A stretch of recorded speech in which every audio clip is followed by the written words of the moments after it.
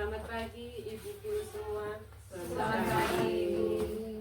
Saya minta waktunya sebentar untuk saya diseminasi budaya positif di SD Impres Selatan. Bisa?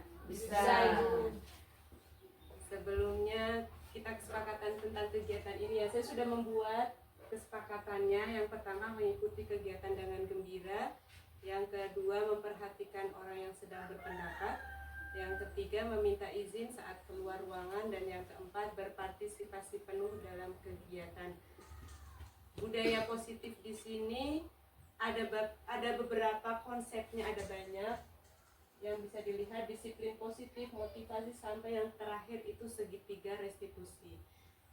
Maksudnya saya akan kasih materi sedikit tentang disiplin, motivasi, dan lain-lain. Untuk keyakinan sekolah dengan segitiga restitusi nanti kita praktekkan atau melihat video supaya ibu guru dapat mempraktekkan di kelas masing-masing. Di sini seorang guru yang baik harus memiliki kemampuan dalam mewujudkan budaya positif di sekolah. Budaya positif tersebut dapat dijalankan dengan menerapkan konsep-konsep yang ada 6 ini. Nah, ibu semua tahu budaya positif itu contohnya seperti apa? Contoh dari budaya positif itu seperti hal kecil lah. Kalau setiap hari kita berdoa sebelum dan sesudah melakukan kegiatan bisa. Terus 5S juga bisa. Kalau kita datang, salam, senyum, sapa, itu termasuk salah satu budaya positif. Kita masuk yang pertama dulu, disiplin positif. Nah, disiplin positif merupakan suatu cara penerapan disiplin yang mengajarkan anak untuk bertanggung jawab dan menumbuhkan kesadaran diri berdasarkan nilai-nilai kebajikan. Maksudnya itu dari diri anak sendiri itu mereka tergerak untuk melakukan hal-hal yang positif, bukan dari tekanan dari guru-guru atau tekanan dari peraturan yang ada di sekolah, tapi memang kesadaran dari anak-anaknya untuk melakukan kegiatan atau melakukan hal-hal tersebut berdasarkan nilai-nilai kebajikan. Nilai-nilai kebajikan di sini itu nilai yang universal, abstrak. Contohnya religius, bertanggung jawab, saling menghormati, sopan, santun, itu termasuk salah satu nilai-nilai kebajikan. Di sini disiplin positif lebih ke arah disiplin diri yang dapat mengontrol diri dalam melakukan segala tindakan. Disiplin diri dapat membuat murid memahami dan menyadari berdasarkan motivasi internal, bukan akibat paksaan, ujian, atau hukuman. Yang saya pelajari di pembelajaran daring CGP itu ada beberapa contoh yang pernah saya lakukan dan ternyata itu salah. Contohnya itu kalau kita kan sebagai guru biasanya memberikan reward ke anak-anak toh. Kalau reward bisa makanan begitu. Ya, yang cepat duluan akan mendapatkan kue begitu. Itu sebenarnya penghargaan yang membuat anak itu seperti hukuman, penghargaan tapi hukuman sebenarnya. Karena itu akan mematikan kreativitas anak, yang pertama. Yang kedua itu akan terjadi kesenjangan antara teman yang satu dengan teman yang lain. Jadi diusahakan tidak adanya reward atau hal-hal seperti itu, tapi kita munculkan motivasi diri dalam anak-anak.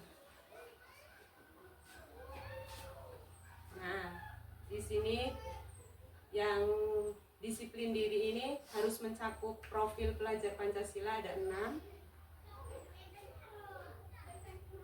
Yang kedua, motivasi perilaku manusia. Kita melakukan sesuatu itu pasti mempunyai motivasinya. Di sini ada 3 motivasi. Yang pertama, untuk menghindari ketidaknyamanan atau hukuman. Contohnya seperti, saya akan datang tepat waktu jam 7. Tapi motivasinya yaitu supaya terhindar dari hukuman. Itu ada anak-anak yang seperti itu. Oh, saya tuh harus jam 7 berangkat supaya ibu guru tidak marah, ibu guru tidak hukum. Itu salah satu motivasi perilaku manusia. Yang kedua, untuk mendapatkan imbalan atau penghargaan dari orang lain. Contohnya, Kalau yang diam, ibu dapat kasih bintang. Nah, itu salah satu motivasi anak-anak yang kelas 1, 2 biasanya seperti itu. Oh, kalau saya diam berarti ibu akan kasih bintang. Itu termasuk salah satu motivasi perilaku manusia. Dan yang terakhir, untuk menjadi orang yang mereka inginkan dan menghargai diri sendiri dengan nilai-nilai yang mereka percaya. Dan yang ketiga ini nih yang diharapkan guru bisa memunculkan motivasi ini kepada anak-anak, bukan yang motivasi 1 atau 2, tapi yang motivasi yang terakhir, yang ketiga ini. Jadi memang berasal dari diri anak ingin dan menghargai dirinya sendiri dengan nilai-nilai yang mereka percayai. Nanti yang nilai yang mereka percayai, nah itu dari sebentar kita akan belajar tentang keyakinan kelas. Yang ketiga ini keyakinan kelas tadi. Saya kasih jelas sedikit saja dulu keyakinan kelas, nanti saya ajarkan cara membuat keyakinan kelas di kelas masing-masing agar nanti saat tahun ajaran baru ibu-ibu guru bisa mempraktekkan di kelasnya masing-masing. Keyakinan kelas atau keyakinan sekolah, guru berperan dalam mewujudkan terbentuknya keyakinan sekolah atau kelas dengan adanya kesepakatan antara guru dan murid. Keyakinan sekolah atau keyakinan kelas berupa pernyataan universal yang mudah diingat dan dipahami dan harus diterapkan di lingkungan sekolah. Maksud di sini itu pernyataan yang universal, contohnya saling menghargai, terus disiplin, bertanggung jawab dengan barang milik pribadi masing-masing atau barang sekolah, itu yang universal, bukannya yang spesifik seperti datang tepat waktu, itu lebih spesifik. Ini yang lebih universalnya. Selanjutnya kebutuhan dasar manusia. Ini saya ambil dari materi di pendidikan daring LMS atau CGP ya. Kebutuhan dasar manusia. Pernyataan ketika seorang murid melakukan suatu perbuatan yang bertentangan dengan nilai kebajikan atau melanggar, sebenarnya itu dikarenakan mereka gagal memenuhi kebutuhan dasar manusia. Jadi setiap anak-anak atau murid yang menurut kita ada masalah atau bermasalah, itu mereka sedang memenuhi kebutuhannya. Nah, kebutuhan dasar manusia itu ada berapa? Kebutuhan dasar manusia itu ada 5. Bertahan hidup, kasih sayang dan rasa diterima, penguasaan, kebebasan, dan kesenangan. Ada satu contoh, ini saya hanya ini, bukan yang terjadi di kelas saya, ini hanya studi kasus saja. Contohnya Ibu Uta guru kelas 4 sedang bingung menghadapi ulah salah satu murid di kelasnya, yaitu Alex. Beberapa telah mengeluh Alex yang sering kali meminta bekal makan siang teman-teman. Dalam menghadapi situasi seperti itu, apa yang akan dilakukan? Nah, di sini Alex kan berarti bermasalah ya. Kalau menurut guru kan dia bermasalah. Nah, kebutuhan apa yang ingin dia penuhi? Kita lihat di sini kebutuhannya dipenuhi. Setiap manusia itu ada 5 kebutuhan tadi, yang bertahan hidup, kasih sayang, kekuasaan, kebebasan, dan kesenangan. Nah, ini saya hanya secara teoritisnya saja. Kenapa Alex itu tadi begitu? Saya jabarkan karena ia lapar, maka kebutuhan dasar yang sedang berusaha dipenuhi oleh Alex adalah kebutuhan dasar untuk bertahan hidup. Nah, rasa kasih sayangnya itu yang mana? Oh, karena dia itu pengen siswanya atau teman-temannya dan gurunya itu perhatian dengan dia. Itu berarti kebutuhan kasih sayang dan rasa diterima. Sedangkan yang ketiga, kebutuhan dasar kekuasaan itu dari mana? Alex itu suka kalau teman-temannya itu menurut dengan dia atau takut dengan dia, itu berarti Alex sedang memenuhi kebutuhan dasarnya, yaitu kekuasaan. Sedangkan yang keempat, kebutuhan dasar kebebasan. Berarti Alex bosan dengan bekal yang dibawa ibunya, dia merasa bosan. Jadi dia tuh ingin bebas, ingin mencoba makanan-makanan dari temannya. Yang kelima, kesenangan. Kebutuhan kesenangan ini berarti dia senang kalau teman-temannya tuh merasa takut atau teman-temannya itu perhatian dengan dia, itu dia sangat senang. Itu yang 5 kebutuhan dasar manusia. Berarti guru tuh harus paham, oh anak ini bermasalah karena apa dulu. Contohnya anak ini sering pukul, kenapa dia pukul? Kita lihat dari kondisi di lingkungannya bagaimana, di keluarganya bagaimana, terus kita macam jabarkan kebutuhan apa yang ingin dia penuhi. Nah, setelah itu kalau ada anak yang bermasalah, seorang guru itu mempunyai 5 posisi kontrol restitusi. 5 posisi kontrolnya itu, yang pertama, guru sebagai penghukum. Ini sudah banyak, maksudnya guru langsung menghukum siswanya, seperti Alex tadi, guru langsung menghukum. Alex, kamu harus menulis di buku beberapa kalimat. Itu salah satu guru sebagai penghukum. Yang kedua, guru sebagai pembuat merasa bersalah. Contoh kalimatnya begini. Alex, kamu tidak kasihan dengan ibu. Ibu di sini sudah mengajar kamu, tapi kamu tidak memperhatikan ibu. Itu termasuk guru sebagai pembuat merasa bersalah. Jadi dia itu pembuat merasa bersalah.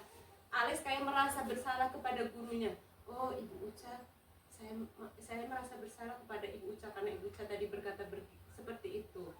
Yang ketiga, guru sebagai teman. Berarti posisikan guru itu sebagai temannya Alex. Alex, kamu tuh kenapa ya kalau istirahat tuh suka mengambil bekal temannya? Itu berarti posisi kontrolnya sebagai teman. Yang ketiga, keempat, guru sebagai pemantau, hanya memantau, hanya melihat yang dilakukan Alex itu seperti apa. Yang kelima, guru sebagai manajer. Manajer itu berarti guru itu memantau terus merestitusi. Restitusi itu seperti apa? Nanti kita belajar restitusi. Jadi guru memantau dan melakukan manajerial kepada Alex. Nah, di sini sudah dijabarkan. Nah, contoh yang guru sebagai penghukum, menghardik, menunjuk-nunjuk, menyakiti, menyindir. Kata-katanya seperti apa? Kalau kamu tidak melakukan, awas ya. Ini salah satu contohnya.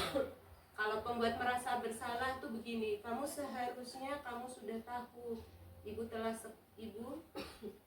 lelah sekali mengatakannya, ibu stres. Itu pembuat merasa bersalah. Kalau sebagai teman, ayolah lakukan itu demi ibu. Itu teman. Kalau pemantau hanya melihat terus mengatakan, kamu tahu peraturannya. Itu yang pemantau. Sedangkan manajerial itu menggali potensi atau kesadaran diri dari anak. Apa yang kita yakini di kelas? Apa yang bisa kau kerjakan untuk memperbaiki masalah ini? Itu 5 posisi kontrol. Nah, diharapkan guru itu pada posisi kontrol manajer. Yang sebaiknya itu posisi manajer. Jadi kita menanyakan duduk masalahnya dulu kepada anak, terus kita menggali anak supaya anak itu sadar kalau dia itu melakukan kesalahan. Setelah dia tahu kalau dia salah, dia tidak sesuai dengan keyakinan kelas yang sudah disepakati bersama-sama, bagaimana solusinya? Dia mencari atau menggali sendiri. Ya. Nah, tadi sudah yang posisi kontrol itu yang paling stabil itu di manajerial. Ya, sudah ini ya, posisi manajerial. Nah, sebagai manajer, guru dapat berbuat sesuatu bersama murid, mempersilahkan murid bertanggung jawab, dan mendukung murid agar dapat menemukan solusi. Selain itu, posisi manajer mengacu pada restitusi yang dapat menjadikan murid sebagai manajer bagi dirinya sendiri, sehingga dapat tercipta identitas positif pada diri murid. Ini seperti yang PMM kita buat kemarin itu. Di situ kan PMM kita kan ada disiplin positif, maksudnya mengacu di sini harusnya segitiga restitusi dengan posisi kontrolnya. Yang kemarin kita sudah buat itu tuh mengacunya ke sini, posisi kontrol dengan segitiga restitusinya. Nah, kita ke materi segitiga restitusi. Ada 3 tahapan untuk melakukan segitiga restitusi. Segitiga restitusi itu apa? Maksudnya kita mengajak ngobrol orang yang bermasalah tadi. contoh yang tadi kan Alex. Jadi kita panggil dia atau kita dekati dia, terus kita ngobrol dengan dia, ngobrol seperti biasa. Tapi ada 3 tahapan yang harus dilalui. Yang pertama, menstabilkan identitas. Yang kedua, validasi tindakan yang salah. Dan yang ketiga, menanyakan keyakinan. Maksudnya menstabilkan identitas itu apa? Berarti Alex tadi kan mengambil makanan teman-temannya ya. Nah, kita menstabilkan identitas dengan melakukan pernyataan seperti apa? Alex, yang kamu lakukan itu mungkin teman-teman kamu juga pernah melakukan. Atau wajar saja kalau kamu itu bosan dengan bekal yang ibu sudah siapkan. Itu termasuk menstabilkan identitas. Kalau validasi di sini ada keterangan. Menstabilkan identitas dilakukan berdasarkan prinsip bahwa membuat kesalahan adalah bagian dari proses pembelajaran yang nantinya akan menggeser identitas gagal ke identitas sukses. Jadi yang tadi, wajar saja kalau kita manusia itu pernah melakukan salah. Atau kalau ibu di posisi kamu, ibu juga pasti akan melakukan hal tersebut atau yang lain. Dia punya kalimat seperti itu. Dia punya kalimat seperti ini. Berbuat salah itu hal yang manusiawi. Tidak ada manusia yang sempurna. Pas kita melakukan segitiga restitusi dengan anak-anak, kita pasti bisa menyelesaikan permasalahan ini. Atau begini, bapak atau ibu guru ini tidak tertarik untuk mencari tahu siapa yang benar atau siapa yang salah. Bapak atau ibu guru lebih tertarik untuk menyelesaikan masalah ini. Atau dengan kalimat begini, kalau kamu menyalahkan dirimu sendiri terus-menerus, apakah kamu bersikap baik pada dirimu? Itu menstabilkan identitas. Yang kedua yaitu validasi tindakan yang salah. Validasi tindakan yang salah dilakukan berdasarkan prinsip bahwa setiap perilaku berupaya memenuhi suatu kebutuhan tertentu.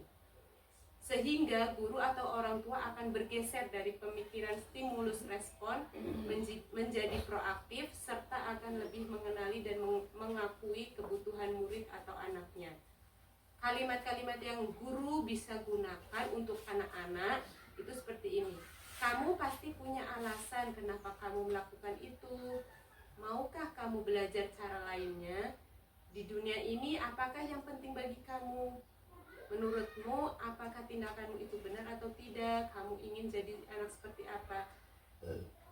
Ini contohnya. Selanjutnya yang terakhir itu menanyakan keyakinan. Makanya penting sekali untuk guru kelas itu membuat keyakinan, karena nanti berjalannya waktu saat kita proses pembelajaran dari bulan Juli sampai Juli berikutnya itu kan pasti terjadi masalah-masalah. Nah, makanya kita buat keyakinan supaya nanti pas anak buat salah, kita menanyakan lagi, kamu masih ingat keyakinan yang sudah disepakati? Atau tanya, menurut kamu tindakanmu itu tuh sesuai tidak dengan keyakinan yang sudah kita sepakati bersama? Kamu malu tidak kalau kamu melanggar dengan keyakinan yang kamu sudah sepakati dengan teman-teman? Seperti itu. Itu yang menanyakan keyakinan. Saya kasih tunjuk video saya. Mungkin ini saya juga masih belajar, jadi masih terbata-bata. Kita tidak boleh mengganggu aktivitas kita Di sini. Selamat pagi Afila. Tadi ibu dapat laporan dari teman-teman, katanya kamu marah ya? Ya, Kenapa kamu marah? karena tadi saya sedang mengganggu Ustaz mengganggu saya. Oh begitu. Marah-marah itu memang wajar Afila. Ibu juga pasti kalau di posisi kamu ibu akan marah. Yang terpenting kita tidak boleh mengganggu kita tidak boleh merugikan orang lain atau menyakiti orang lain. Terus apa yang kamu lakukan pada Oscar? Saya tadi marah-marah kepada Ustaz kalau saya meminta meja. Oh, menurut kamu tindakan kamu tadi marah-marah dan menggebrak meja itu tindakan yang benar atau tidak? Tidak, Bu. Tidak benar. Kamu masih ingat keyakinan kelas yang sudah kita buat? Ya, Bu. Nah, keyakinan kelas apa yang menurut Afila itu kita langgar tadi? Tidak menghormati teman, kalau memarah-marahi teman, tidak menghargai teman. Oh iya, keyakinan kelas kelas yang tadi yang sudah kamu langgar ya. Menurut kamu kalau kita melanggar keyakinan kelas yang tadi itu penting atau tidak? Kita penting ya untuk tidak melanggar keyakinan kelas yang sudah kita sepakati bersama. Lalu tindakan kamu supaya kamu tidak melakukan hal tersebut lagi apa? Harus bersabar ketika teman mengganggu kita, tidak boleh marah-marah kepada teman. Oh iya benar. Selanjutnya Tidak boleh memukul teman, tidak boleh mencuri teman, tidak boleh mengobrak meja lagi. oh iya benar sekali apa yang sudah Afila katakan. Juga nanti kalau ada teman lain mengganggu Afila atau mengganggu teman-teman yang lain bisa lapor di ibu ya. Terima kasih Afila sudah datang ke sini dan berbincang-bincang dengan Ibu Uca. Sekarang silakan kamu kembali ke kelas. Ya, Bu, habis dulu. Iya. Belum kasih tahu kasusnya ini tuh saya hanya buat skenario bukan kasus beneran. Kasusnya itu Afila sedang menggambar pas jam istirahat, jadi kan di kelas tidak ada guru yang mengontrol. Nah terus Oscar tuh mengganggu Afila, terus Afila marah, menggebrak meja juga. Yang kita lakukan ini maksudnya penerapan restitusinya harusnya 2 orang, Oscar dengan Afilanya. Kita tanyakan hal apa yang sebenarnya terjadi. Di sini sudah Afila tadi sudah menggali dirinya sendiri, dia tahu kalau dia salah. Terus tadi tanya, terus selanjutnya apa yang akan kamu lakukan kalau ada temanmu seperti itu lagi mengganggu kamu? Tadi Afila sudah menggali dirinya, dia bilang ya nanti kalau ada teman begitu saya lapor ke guru, saya lebih bersabar begitu. Jadi itu kita menggali potensi yang ada di anak. Satunya lagi iya atau tidak? Satu lagi, ini masalah Denis dengan Odi. Denis dan Odi sedang bermain bola, terus Odi mengatakan kalau Denis itu curang. Terus Denis marah-marah, pukul Odi. Ini saya panggil Denisnya ke kelas. Selamat siang Denis. Selamat siang, Ibu. Iya sudah selesai istirahat ya. Tadi ibu dapat laporan dari teman-teman. Kamu marah-marah ya pas istirahat. Ya, Kenapa kamu marah-marah? saat kami main bola, Odi bilang saya curang. Padahal saya sudah bawa bola, saya tegur, Odi bilang saya opsi. Kamu curang, dibilang curang. Teman-teman bilang bagaimana? Dan tidak. Oh tidak. Iya Denis, marah-marah tersebut itu hal yang sangat wajar. Ibu juga akan marah kalau ibu ada di posisi kamu. Nah, tadi kamu melakukan apa kepada Odi? Saya marah menggunakan suara nada yang keras, lalu Odi sampai menangis. Oh, sampai Odi menangis ya? Oh, terus menurut kamu kalau sampai Odi menangis begitu tuh, itu tindakan yang baik atau tidak? Tidak baik. Iya. Terus kamu masih ingat keyakinan kelas yang sudah kita sepakati? Masih. Menurut kamu tindakan kamu yang tadi itu sesuai tidak dengan keyakinan kelas? Tidak. Tidak sesuai ya? Yang tidak sesuai itu keyakinan yang mana? Tidak menghormati sesama teman. Oh, tidak menghormati sama saling menghormati teman ya. Nah, saling menghormati teman itu penting tidak? Penting. Kenapa penting? Supaya apa? Saling menghormati. Iya, supaya saling menghormati, tidak menyakiti teman. Iya. Nah, nanti untuk kedepannya kalau ada kejadian seperti itu, yang kamu lakukan apa? Melakukan kejadian ini kepada guru-guru. Oh iya, kalau ada kejadian seperti itu, kamu melaporkannya kepada guru supaya dengan guru, dengan Odi dan yang lain kita mengobrol bersama-sama. Iya, terima kasih Denis karena sudah mengobrol dengan ibu guru. Sekarang kamu silakan kembali ke kelas. Terima kasih, Ibu. Iya. Itu salah satu contoh segitiga restitusi. Saya juga masih belajar makanya masih terbata-bata. Nah, yang kedua ini kita mau buat keyakinan kelas. Caranya bagaimana supaya kita buat keyakinan kelas? Nah, dimulai dari kalau pertama kita di kelas, terus kita menanyakan anak-anak peraturan atau kesepakatan kelas apa yang kamu tahu. Kita bisa kasih post-it ke anak satu-satu atau kertas, mereka mencatat peraturan-peraturan apa yang sudah mereka tahu di kelas atau di sekolah. Setelah itu guru nanti bisa taruh di papan atau apa. Selanjutnya kan biasanya anak-anak kadang buat begini, jangan membuang sampah sembarangan, atau tidak boleh mengejek, tidak boleh mencubit, seperti itu kan. Nah, itu kan kalimat negatif ya. Nah, kita ubah menjadi kalimat positif. Jadi kita nanti catat di papan. Yang mereka post-it itu kan tempel. Setelah tempel kita jelaskan. Oh, si Afila ditulisnya tidak mengejek teman. Nanti kita omong, menurut kalian tidak mengejek teman itu kan kalimat negatif. Kalimat positifnya itu apa? Contohnya berarti berkata sopan terhadap teman. Iya, bisa kan berkata sopan, atau saling menghargai bisa, atau saling mendengarkan. Terus ada yang menulis, kadang ada yang menulis tidak boleh mengambil barang teman.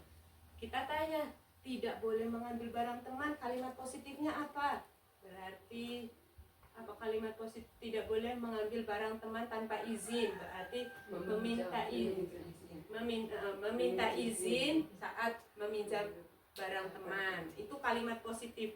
Kita nanti tulis kalimat positifnya, sudah tulis semua. Setelah tulis semua, kita jadikan nilai-nilai kebajikan. Yang tadi kita sudah buat kalimat positifnya, kita lihat nilai kebajikannya apa. Contohnya, menjaga kebersihan kelas, berarti nilai kebajikannya apa? Kebersihan, bisa. Kesehatan, bisa, iya. Terus, tidak boleh meludah di dalam kelas, itu kebersihan ya, bisa. Terus contoh yang lain tadi, saling menghargai, bisa. Yang meminjam barang teman berarti bertanggung jawab. Nanti kita lihat nilai-nilai kebajikan. Nilai-nilai kebajikan kan yang universal. Bertanggung jawab, sopan, santun, disiplin, kesehatan, keselamatan, atau apa, ibu guru sudah tahu. Dan dari nilai kebajikan itu nanti kita buat tabel T. Tabel T itu seperti apa? Kasih contoh, saya punya tabel T.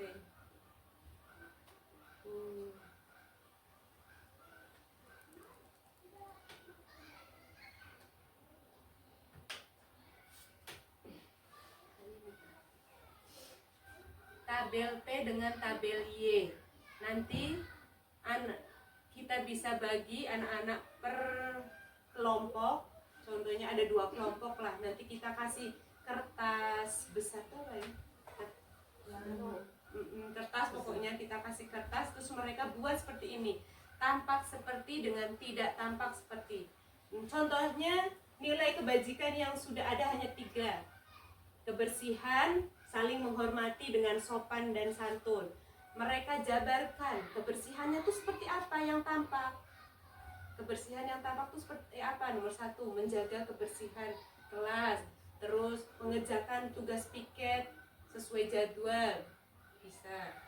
Terus yang tadi apa? Saling menghormatinya seperti apa? Contohnya menyapa teman saat berpapasan, bisa. Atau tidak boleh tidak boleh mengejek, itu bisa. Pakai tidak boleh bisa yang di sini.